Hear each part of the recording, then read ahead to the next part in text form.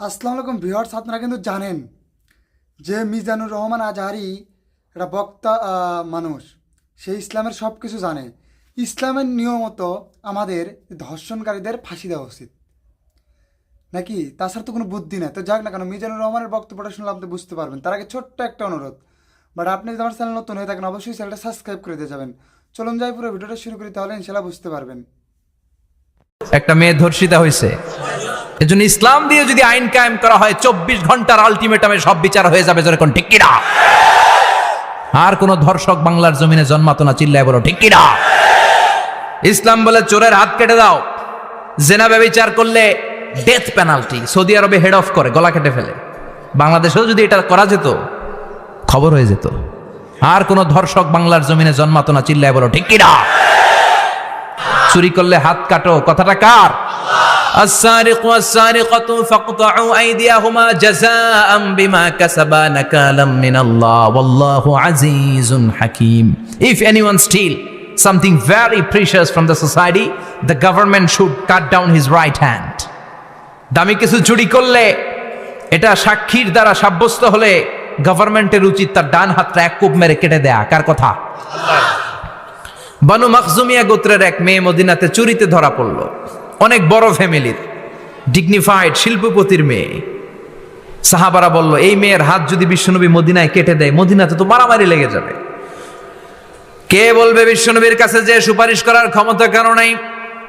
বিশ্বনবীর পালক পুত্র ওসামা বিন যায়েদ, যায়েদ ইবনে হারেসা, তার ছেলে ওসামা পালক পুত্রের ছেলে, তাকে বিশ্বনবী বড্ড ভালোবাসতো। তার উপাধি হলো হুব্বু রাসূলিল্লাহ, বিশ্বনবীর ভালোবাসা। সবাই বলল, ওসামা আমরা যে বলতে পারবো না, তুই যে নবীরে সুপারিশ কর। ও নবী, যদিও চুরি করেছে মেয়েটা, সাব্যস্ত হয়েছে, কিন্তু আপনি মাফ করে দেন, হাত কেটে দিয়েন না। ওসামা যে বলে, নবী হাত কেটে দিয়েন না। বিশ্বনবীর চেহারাটা আগুনের গোলার মতো লাল হয়ে গেল। বিশ্বনবী বললেন, ওসামা এটা আল্লাহর আইন, সুপারিশ করার সাহস তোর বুকের ভিতরে দিল কে? কে দিয়েছে স্পর্ধা? লাউ আন্না ফাতিমা বিনতে মুহাম্মদ সারাকাত লাকাতা মুহাম্মাদুন ইয়াদাহা।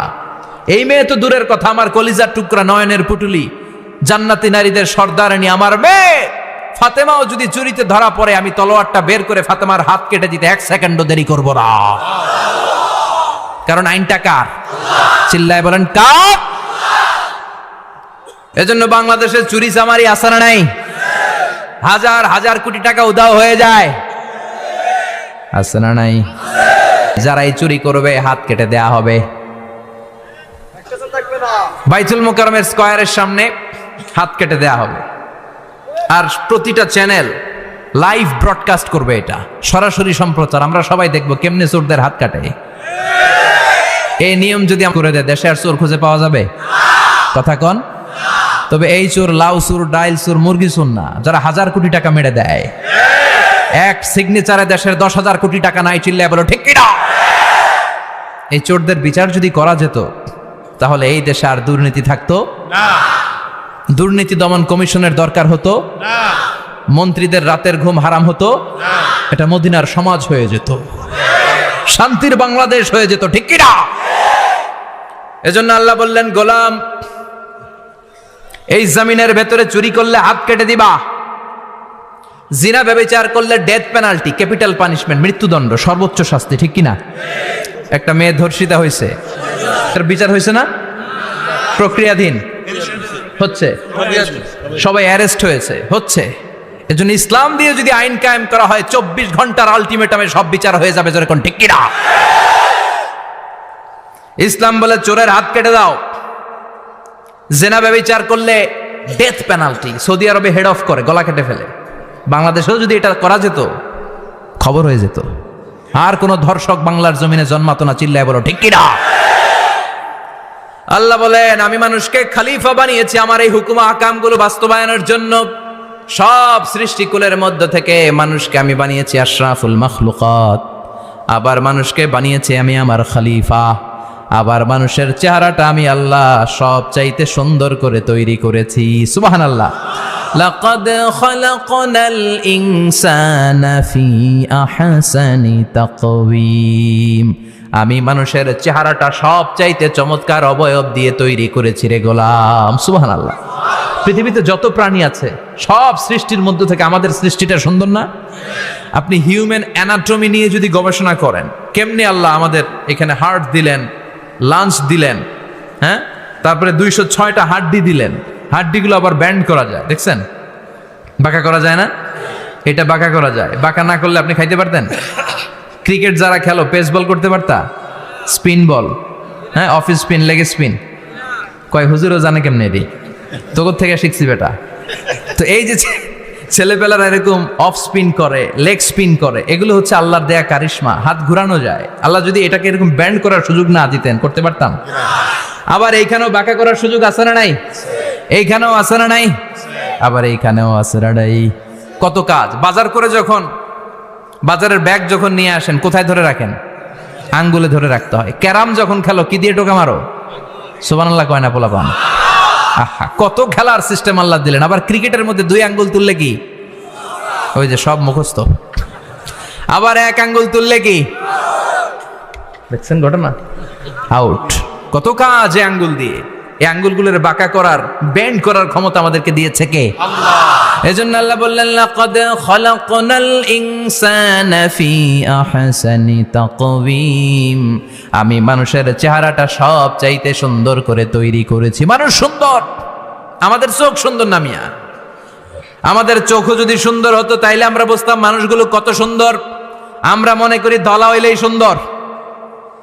কয় ধলা ধলা, এটা সুন্দর। ডাকাইত, এগুলো ডাকাত। একটা মানুষের চেহারা, স্কিন যদি কালো হয়, এর মধ্যে একটা সৌন্দর্য আছে না নাই? একটা মেয়ের স্কিন যদি কালো হয়, তারপরও চেহারায় সৌন্দর্য আছে না নাই? কয় না হুজুর, আমার বউ সুন্দর না, কালা কালা। আছে না নাই? তুই ডাকাইত। তুই কি? একজন মানুষের চেহারা যেরকমই হয়, আপনি খেয়াল করে দেখবেন, তারপরও তার অবয়বের মধ্যে একটা এক্সট্রা অর্ডিনারিটি আছে। কারোর সাথে কারোটা মিলে না। সুবহানাল্লাহ পড়েন।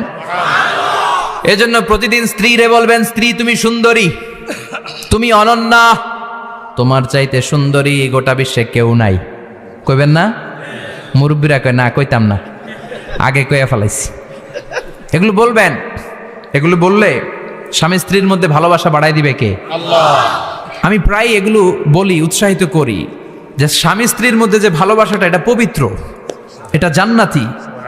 এই ভালোবাসা জান্নাতে শুরু হয়েছিল সাইয়েদনা আদম আর হাওয়ার মধ্য দিয়ে। চিল্লা এখন ঠিক কি না?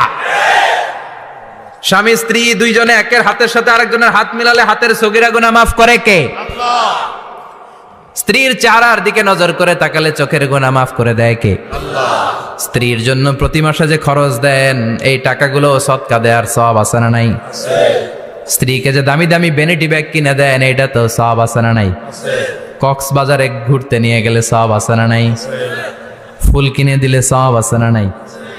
ভালোবাসার গান শোনাইলে সওয়াব আছে না নাই? তোমারে লেগেছে কত যে ভালো, চাঁদ বুঝি তা জানে, রাতেরও আধারে দোসর হয়ে তাই সে আমারে টানে, চাঁদ বুঝি তা জানে। ঠিক কি না? আজকে পারবেন না শোনাইতে রাত্রেবেলা? পারবেন? পারবেন? পোলাপাইন রাখায় পারবো তো? কত বেটা বিয়েই হয় নাই, বিয়ার পরে শোনাইস। তো এই ভালোবাসার গানগুলো শোনালে নিজেদের মধ্যে একটা ইন্টিমেসি তৈরি হয়। বিশ্বনবী এরকম স্ত্রীর সাথে খুনসুটি করতেন, ভালোবাসা করতেন। এটা হালাল, কিন্তু এটা জায়গা মতো না করে ভাবির লগে করলে মায়ের আছে না নাই? ভালোবাসার গান জায়গা মতো শোনাতে হবে। স্ত্রীকে ভালোবাসার গান না শুনিয়ে যদি চাচাতো বোনরে শোনাও, শালিরে শোনাও, পাড়ার মেয়েদের সাথে যদি টাঙ্কি মারো, ফিল্ডিং মারো, মায়ের আছে না নাই? তার মানে জায়গা মতো করলে সব সওয়াব। সুবহানাল্লাহ পড়েন। আর বিয়েটারে সহজ করে দিবেন। আমি তো সব জায়গায় বলি, বিয়েটাকে সহজ করে দেন। আমরা বিয়েটারে কঠিন করে ফেলছি। একটা ছেলে এই দেশে 16 থেকে 18 বছর বয়সে ম্যাচিউরড হয়, কিন্তু ওরে বিয়ের পিড়িতে বসায় 32 বছর বয়স। তো বাকি 32 বছর কি আঙ্গুল চুষবে? কথা কন, কি করবে? ও যে পাপ কাজ করে, ও যে পর্নোগ্রাফি দেখে, ও যে মাস্টারবেশন করে, এগুলোর পার্সেন্টেজ গুণা মা বাবার আমল নামায় আছে না নাই? মা বাবার এত সহজে পার পেয়ে যাবেন না। ছেলে মেয়েগুলারে সময় হলে বিয়ে দিয়ে দেন। বিয়ের চেয়ে ভালো কাজ পৃথিবীতে আছে? যেই সমাজে বিয়ের খরচ বেড়ে যায়, ওই সমাজে জেনার খরচ কমে যায়। বিয়ে করতে লাগে 10 লাখ, জেনা করতে লাগে 500 টাকা। কথা কন। এজন্য জেনাকে সহজ করবেন না বিয়েকে সহজ করবেন? বিয়ের কথা কইলেই পোলারা কয় তুই নিজের পায়ে দাঁড়া। তো এতদিন ও কার পায়ে দাঁড়াইছে? সহজ করবেন তো? আল্লাহ তুমি বুঝার তৌফিক দাও। আশা রাখছি পুরো ভিডিওটা দেখছেন প্লাস বুঝছেন। পুরো ভিডিওটা দেখার জন্য অনেক অনেক ধন্যবাদ। আর চ্যানেল নতুন হয়ে থাকেন অবশ্যই কমেন্ট করে জানাবেন যে আমার নিউজগুলো কেমন লাগে।